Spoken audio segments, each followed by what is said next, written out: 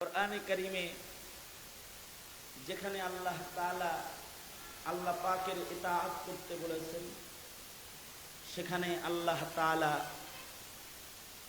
নবীর ইতাআতের কথাও বলেছেন। যুগল বর্ণনা, আতিউল্লাহ ওয়া আতিউর রাসূল। এরকম কোরআনে কারিমে যে সকল যুগল যুগল বর্ণনা আছে, তার ভেতরে একটা যুগল বর্ণনা হলো আল্লাহ তাআলা যেখানে আল্লাহর হক আদায় করতে বলেছেন, সেখানে মা বাবার হকও আদায় করতে বলেছেন। কারণ হলো আমাদেরকে আল্লাহ পাক মুহাব্বত করেন সবচেয়ে বেশি। আমাদেরকে সবচেয়ে বেশি মুহাব্বত করেন কে? আরো জোরে আওয়াজ করে বলেন, সবচেয়ে বেশি মুহাব্বত করেন কে? আল্লাহর মুহাব্বত বান্দার জন্য সবচেয়ে বেশি। আর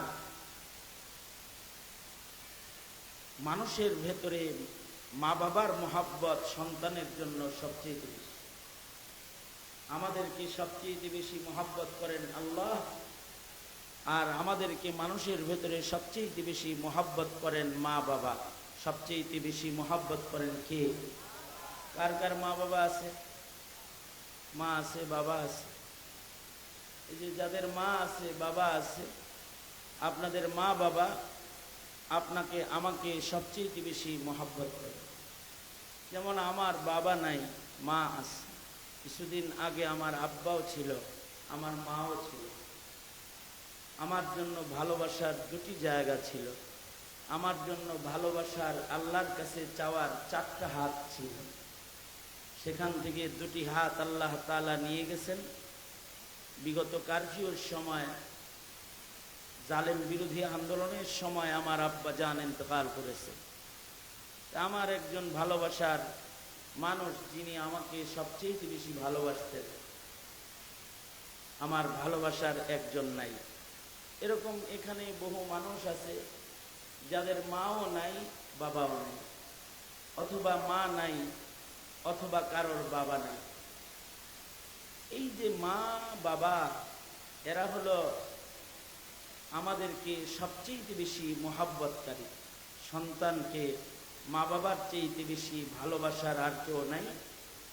মানুষকে সবচেয়ে মানুষের ভেতরে বেশি যে ভালোবাসে, সাধারণ মানুষের ভেতরে মা বাবার ভালোবাসা সর্বোচ্চ। এই কারণেই আল্লাহর রাসূল সাল্লাল্লাহু আলাইহি ওয়াসাল্লাম নিজের হককেও মায়ের জন্য ছেড়ে দিয়েছেন।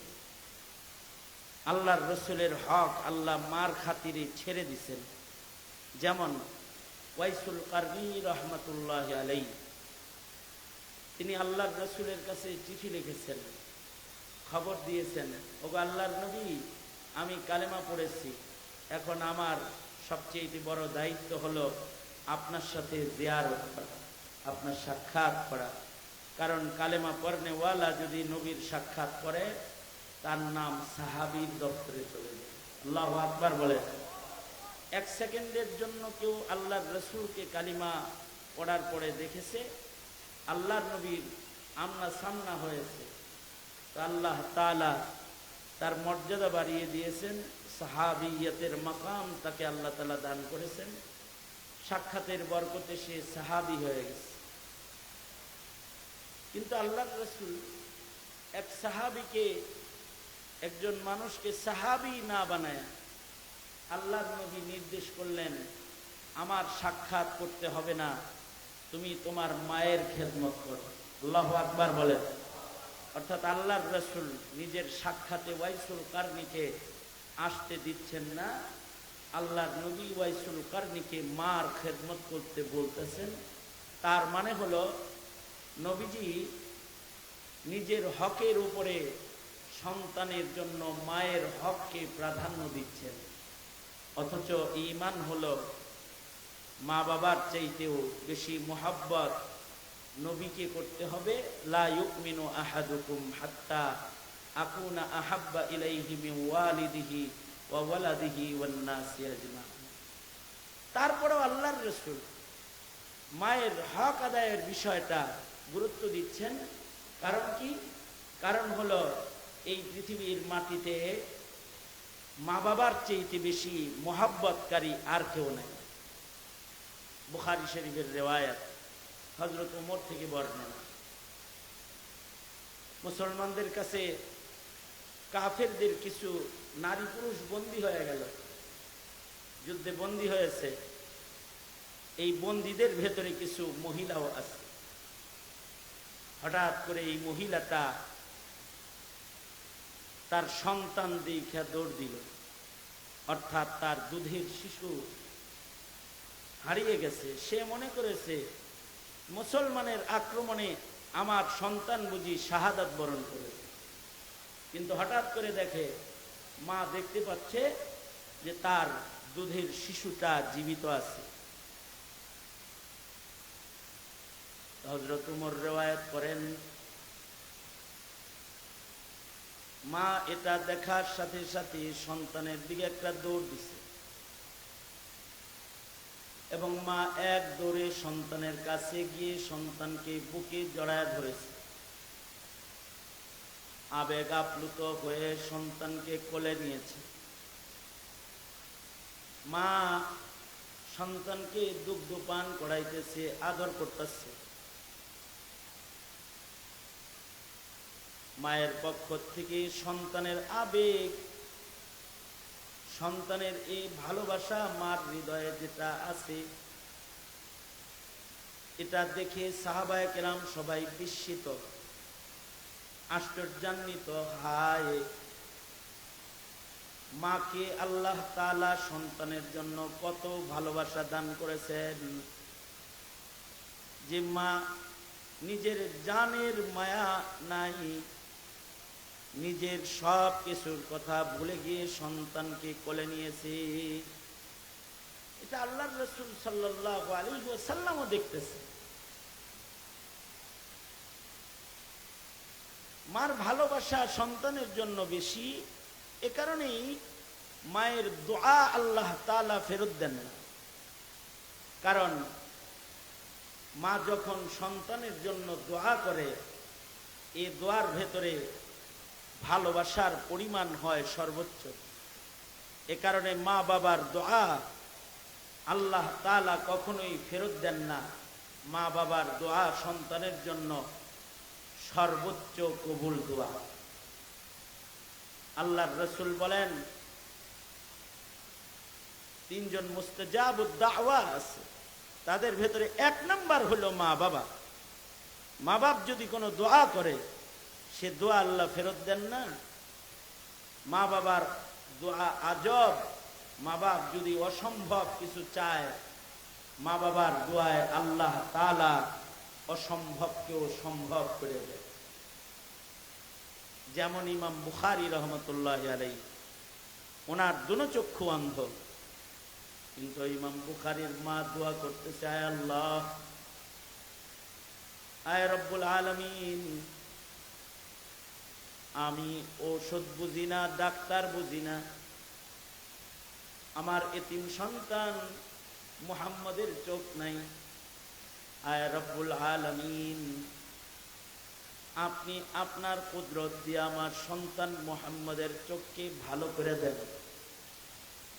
রাহমাতুল্লাহি আলাইহি অন্ধ, বাচ্চা বয়স, কিন্তু মা এমন ভাবে নিজের সন্তানের জন্য দোয়া করেছে যে মায়ের দোয়ার বরকতে ইমাম বুখারী রাহমাতুল্লাহি আলাইহির অন্ধ চোখ বিনা ডাক্তারে, বিনা চিকিৎসায় আল্লাহ তাআলা ভালো করে দিয়েছে। সুবহানাল্লাহ। আসলে বান্দাকে সুস্থ করনে ওয়ালা কে? জোরে আওয়াজ করে বলেন। অসুস্থতা দেন কে? সুস্থ করেন কে? কোন ঔষধে সুস্থতা নাকি সুস্থতা আল্লাহর কাছে?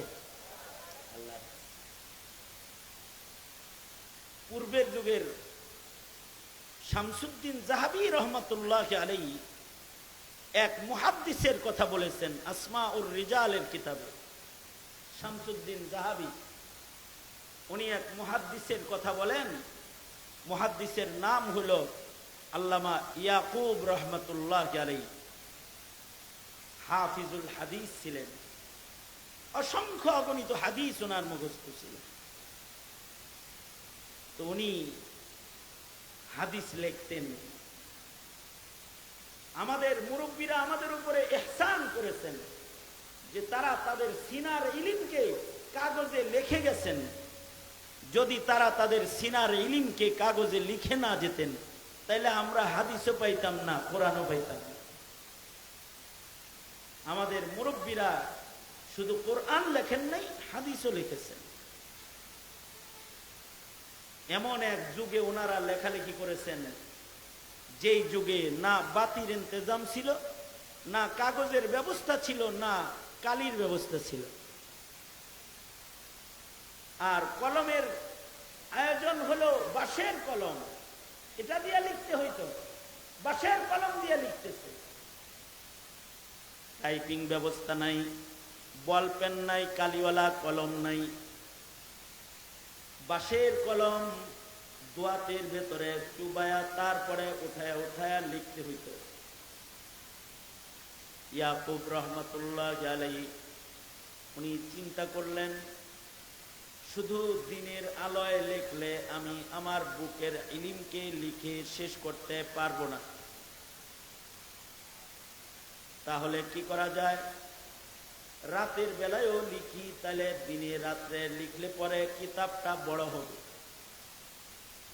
তো রাতের বেলায় যে উনি লিখবেন, দারিদ্রতা এত যে বাতি জ্বালানোর মতো তেল নাই, বাতি জ্বালানোর তেল নাই, যা জ্বালিয়ে তিনি হাদিস লিখবেন, বাতি নাই। চাঁদের আলোয় বসে বসে লিখতেন। ইমামে বুখারী রহমতুল্লাহ আলাইহি একটা কিতাব লিখেছেন চাঁদের আলোয় বসে বসে। আল্লাহু আকবার। কারণ ইমাম বুখারীর চোখ তো মায়ের দোয়ার চোখ, এটা দিনে যেমন দেখতো রাত্রে ওই রকমই দেখত। চাঁদের আলোয় উনি স্পষ্ট দেখতেন, চশমা লাগত না। কারণ ইমামে বুখারী রহমতুল্লাহ আলাইহির এই চোখ সাধারণ চক্ষু নয়, এটা মায়ের দোয়ার চোখ। রাতের বেলায় ওই রকম দেখতেন। এ কারণে একটা কিতাব উনি শুধু চাঁদের আলোয় বসে বসে লিখেছেন, পুরা কিতাবটাই ইমাম বুখারী। এই মুহাদ্দিস ইয়াকুব রহমতুল্লাহ আলাইহি চাঁদের আলোয় লিখতেন। কারণ বাতি নাই, বাতি রোশনি জ্বালাইবার মতো তেলের টাকা ওনাদের নাই, দারিদ্রতা এত বেশি। শামসুদ্দিন যাহাবী রহমাতুল্লাহ আলাইহি লেখেন, রাতের বেলায় তিনি যখন লিখছেন চাঁদের আলোয় স্পষ্ট দেখা যায় না, চোখের উপরে ওনার চাপ পড়ে যায়, খুব কষ্ট করে চোখে তাকায়া দেখে দেখে কাগজে লেখেন। চোখের উপরে যখন খুব বেশি প্রেসার দিয়ে লিখতেছেন, এক পর্যায়ে এই লেখালেখি করার সময় আল্লামা ইয়াকুব, হাফেজ ইয়াকুব রহমতুল্লাহ আলাইহি চোখে অতিরিক্ত প্রেসার পড়ার কারণে হঠাৎ করে চোখ থেকে পানি বের হয়ে যায়, চোখ ফেটে পানি বের হয়ে যায় এবং লেখালেখি করা অবস্থায় ওনার দুইটা চক্ষু পানি বের হয়ে অন্ধ হয়ে যায়। অতিরিক্ত প্রেসার দিয়ে লেখার কারণে চোখের রোশনি চলে যায়। কিন্তু চোখ তো রোশনি হারায় গেছে, চোখের আলো তো চলে গেছে। কিন্তু ইয়াকুব রহমতুল্লাহ আলাইহি শামসুদ্দিন যাহাবী বলেন, তিনি চোখের রোশনি চলে গেলেও নিরাশ হন নাই। তিনি আল্লাহর কাছে হাত তুলে বললেন, আয় আল্লাহ, আপনার নবীর হাদিস লেখার সাথে আপনি আমার অন্ধ চক্ষুটা যদি ভালো না করেন, উম্মতের কাছে নবীর হাদিস আমি পৌঁছাইতে পারব। ইয়াকুব রহমতুল্লাহ আলাইহি দোয়া শুরু করলেন, আয় রব্বুল আলামিন, আপনি যদি আমার চোখকে ভালো না করেন তাহলে আমি আপনার হাবিবের হাদিস, আপনার হাবিবের উম্মতের কাছে আমি পৌঁছাইতে অক্ষম। আয় আল্লাহ, মেহেরবানি করে আপনার বন্ধুর হাদিস আপনার বন্ধুর উম্মতের কাছে পৌঁছানোর স্বার্থে আপনি আমার অন্ধ চক্ষুকে ভালো করে দেন। শামসুদ্দিন জাহাবি বলেন, একটা ক্যাপসুল লাগে নাই, একটা ট্যাবলেট লাগে নাই, যখনই দোয়া করছে, দোয়ায় এত পাওয়ার, আল্লাহর সাথে দোয়ার মাধ্যমে মুহাদ্দিসের এত খাতির, যখনই দোয়া করেছে সাথে সাথে দোয়ার মাধ্যমে অন্ধ চোখ আবার ভালো হয়ে গেছে। মৃত্যু পর্যন্ত রাতের বেলায় ওনার চলতেও কখনো আর টর্চ বাতির দরকার হইতো না। এইরকম চোখ আল্লাহ দোয়ার বরকতে দান করেছে। সেম ইমাম বুখারী রহমতুল্লাহ আলাইহি, ওনাকেও আল্লাহ তাআলা মায়ের দোয়ায় আজব চক্ষু দান করেছেন। মা দোয়া করলে মহান আল্লাহ ফেরত দেন না। আল্লামা ইয়াফঈ রহমতুল্লাহ আলাইহি উনি লিখেছেন, এক মা, এ মায়ের খালি মেয়ে বাচ্চা হয়, ৫-৬টা হয়েছে, যা বাচ্চা সব মেয়ে বাচ্চা হয়েছে। কিছু কিছু পুরুষ আছে এগুলো মেয়ে বাচ্চা দেখলে চেতে, আছে না? আর এমন মগার মগা বাচ্চা মেয়ে হয় দেখে অনেকে নিজের বিবিরে তালাক পর্যন্ত দেয়।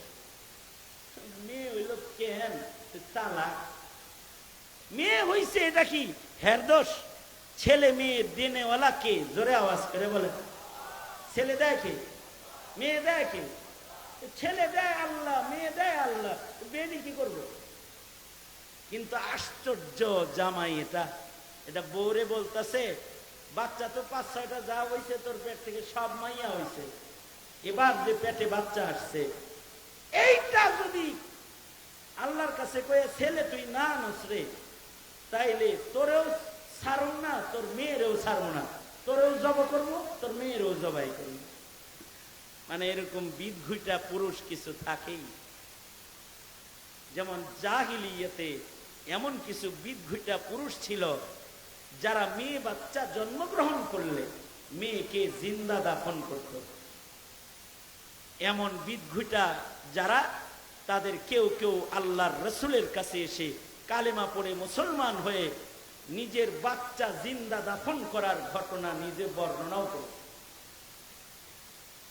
এক সাহাবী আল্লাহর রসুলের কাছে এসে বলে, আল্লাহর নবী, আমি তো এত বড় অপরাধী, কালেমা পড়লাম, আমার অপরাধ মহান আল্লাহ মাফ করবে কিনা তা জানি, কারণ আমি এত বড় অপরাধী যে আমি নিজের হাতে নিজের ওরসের সন্তান দাফনকারী। সাহাবী বলে, ওগো আল্লাহর নবী, একটা দুইটা সন্তান আমি দাফন করি নাই, বহু সন্তান আমি দাফন করেছি। সর্বশেষ যে কন্যাটাকে আমি দাফন করেছি সে আমাকে ডাকা জানতো, সে আমাকে মা বলে আব্বা বলে ডাকতো, আমার বিবির মা বলে ডাকতো, আমার খেদমত করত। তো আমি কন্যার পিতা, এই অভিশাপ আমি সইতে পারি না, তাই আমি আমার ওই বাচ্চাটাকেও নিজের হাতে দাফন করেছি। যেন তা দাফন করার সময় আমার সন্তান আব্বা বলে বলে আমাকে যে ডাকতেছিল, ওই ডাকের আওয়াজ এখনো যেন আমার কানে বাড়ি খায়। কিন্তু আমি এত পাষাণ যে আমি আমার সন্তানকে জীবন্ত কবরস্থ করেছি। আল্লাহর নবী, আমার এই অপরাধ বুঝি মহান আল্লাহ মাফ করবেন না? আল্লাহর রাসূল বলেন, আল্লাহ তাআলা তো বান্দাকে সর্বোচ্চ মহব্বত করে, আল্লাহ তাআলা তোমার এটাও মাফ করে দিছে। আল্লাহু আকবার কবীর।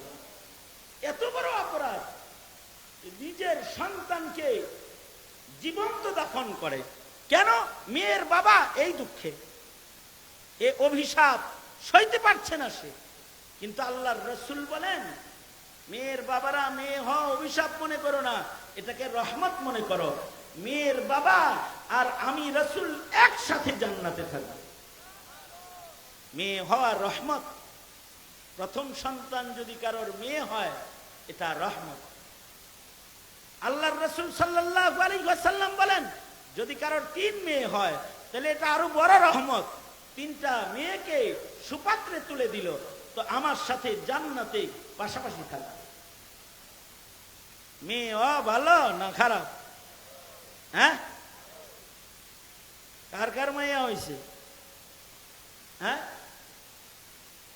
হাত নামান। মেয়ের বাপ হওয়া ভালো, নবীজির কাছাকাছি জান্নাতে থাকা যাবে। কিন্তু অনেক পুরুষ আছে, মেয়ে হইলে নারাজ হয় আর ছেলে হইলে খুশি হয়। মেয়ে হইলে খুশি হবে, এই শিক্ষা আল্লাহর রাসূল দিয়েছেন। কারণ মেয়েরা রহমত নিয়ে আগমন করে। এই জমানায় একটা মেয়েকে পর্দা পুশিদায় লালন পালন করা যত সহজ, একটা ছেলেকে মানুষ করা অত সহজ না। ছেলে বাইরে গেলে ওটারে ইস্কন নিয়ে যাওয়ার সম্ভাবনা আছে, ওইটা নাস্তিকে লয়ে যাওয়ার সম্ভাবনা আছে, কাদিয়ানি লয়ে যাওয়ার সম্ভাবনা আছে। আর মেয়েকে ঘরে অল্প দিন শিক্ষা দিবে, ঘরে লালন পালন করবে, সামান্য যতটুকুন প্রয়োজনীয় দিন আছে অতটুকুন শিখাও যদি কোনো পিতা মেয়েকে পাত্রস্থ করে দেয়, তো একটা জান্নাতের মালিক হয়ে যায়। মেয়ে রহমত, আযাব না। মেয়ে হওয়া ভালো।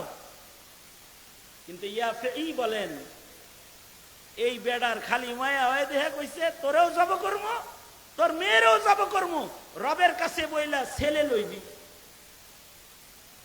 কিন্তু তার জামাই তো গেছে ব্যবসায়। আল্লাহর কুদরত, আল্লাহ তাআলা তাকে আবার আরেকটা মাইয়া দান করছে।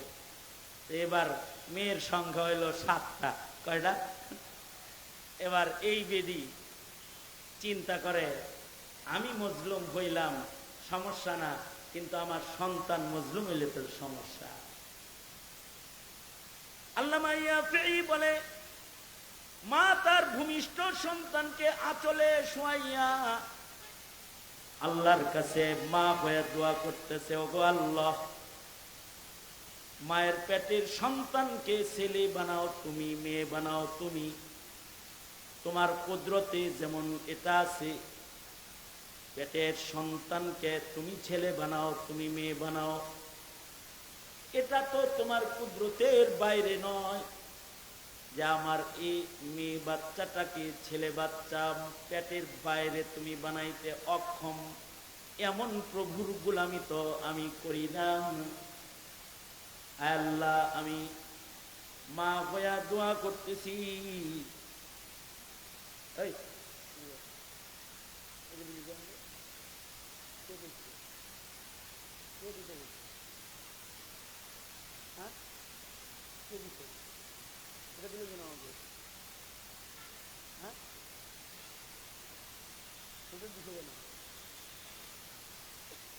হুজুরে দোয়া করতে বলেন।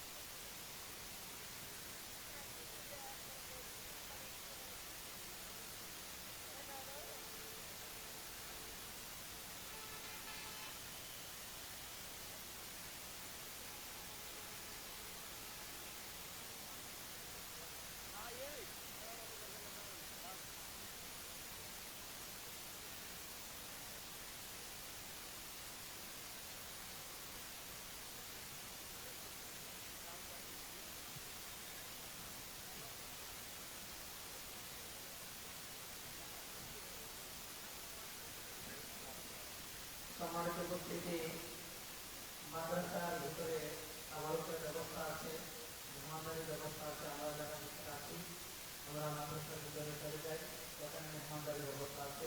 সবাই ওখানে খাওয়া দাওয়া করে তারপরে আমরা সবাই বাসায় যাই। উপরে তাবারকের ব্যবস্থা আছে, তাবারক নিয়ে তাবারক খেয়ে আমরা ইনশাআল্লাহ